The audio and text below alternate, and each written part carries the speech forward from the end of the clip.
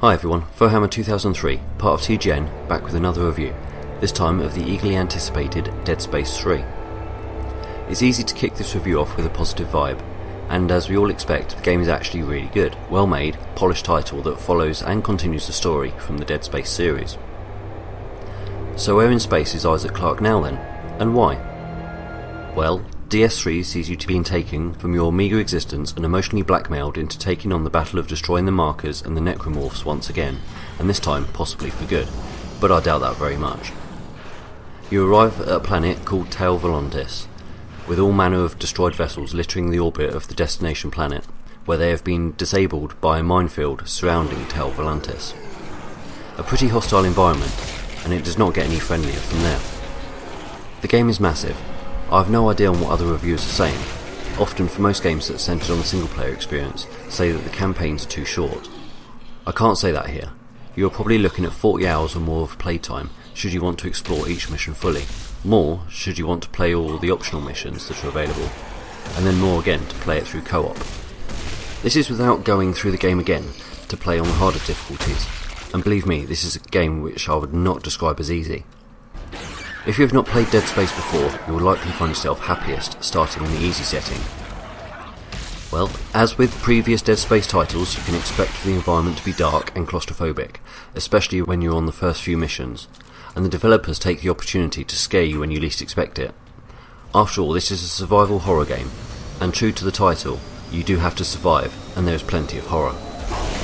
The game does feel like the balance has been shifted some way, from being a horror to being more of a claustrophobic shooter, which at times can be frantic. Perhaps as I get older I'm harder to frighten, but I do think the horror aspect will be different to each individual who play it based on their own perceptions, and that's no bad thing. I would say that after the point you switch to Disc 2, which is at around Mission 9, that the dark and gloom subsides a little, allowing for some great level design and opens up a real feeling of exploring the world in which you're on. This definitely succeeds in stopping the game feeling repetitive, and makes you want to continue just for another half hour just to see what's next. A great formula that works well for Dead Space 3. You are pretty much by yourself for the majority of the game, except where you meet back up with your expedition team, only to go your separate ways once the cutscene is over, which in itself adds to the feeling of desperation and being alone against the odds. The game heavily insists about playing co-op. It seems they really want you to play through with someone else. As the idea of a survival horror is that you are by yourself, hopefully scared stiff, by adding another player just takes away from some of the alone and scary aspect. But on subsequent playthroughs will no doubt add to the immersion overall. I'd probably recommend a playthrough by yourself and then play co-op with a buddy afterwards.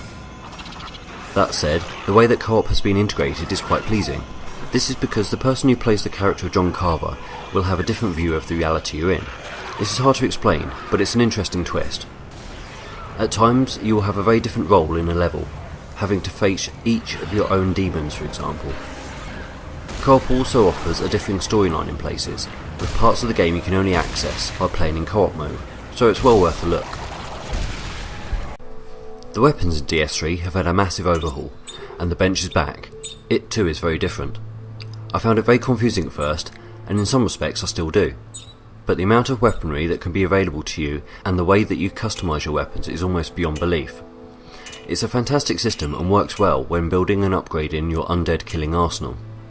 The only problem, and it's only a small one, is that gathering the resources required to make or upgrade your weapons can be tiresome, unless you, like me, check every nook and cranny for resources. You'll find yourself waiting a while to access the weapons you either want or need. I'm sure those of you who will watch this will want to know about the suits you can wear. Well, it feels like they are dumbed down a little. You can change your suit according to the situation that requires it. You stay with the same suit until around mission 8 or 9 I think, which out of 19 missions seems a little bit unbalanced. But the upgrade path of your suit abilities seems to have been simplified for the better. Resources for better equipment and suits seem plentiful at first, but not far into the game you will realise that the things you really need, tungsten, for example, is actually quite a rare resource. And this is the bit I really don't like. At every opportunity you have the option to buy your way through the game. Pretty much all the items can be bought as DLC to speed up the process. This is becoming the norm for AAA releases, but it's annoying that you spend £40 or $60 for a release only to see the temptation of purchasing your way through a game. Sure, you can avoid buying this quick, cheap, downloadable content, but it takes the feeling of having beaten the game away from you, knowing that others may simply have bought their way to the finish line. You have the ability to use the ingenious scavenger bots too, which I love. Simply set them down and they will hunt down and bring back your salvage for you to use for equipment the next time you get to a bench station. Of course, you can upgrade these bots via in-game microtransactions too. Game mechanics have had a nice overhaul, thanks to the ability to roll in any direction out of harm's way, or to give you some space from the unitologist soldier that's beating you with his gun. You can duck behind cover, and a cover system is in place that feels quite natural and not at all obtrusive. As you would expect, the sound for the game is atmospheric and suitably tense for the situation, and really succeeds in adding the drama and suspense we've all come to expect from the Dead Space series. Okay, so let's round this up. On the positive side, this third release of the series will not disappoint either fans of Dead Space or any newcomers. It's a fantastic release that will have many begging for more in a year's time. The balance between combat and horror is nigh on perfect, and the package comes together to form one experience us gamers look for. And the negatives? Well, the release day DLC packs for those who wish to save time and the heavy inclusion of microtransactions throughout the game are always going to bug me.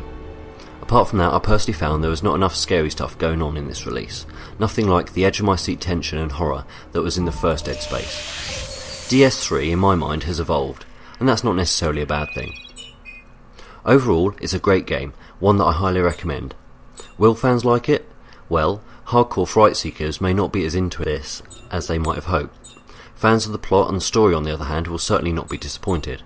Also, fans of the third-person shooter aspect will love the new mechanics and range of guns that you can make, and newcomers will likely have to pick their jaws up off the floor. So yeah, it's good. Anyway guys, that's my review.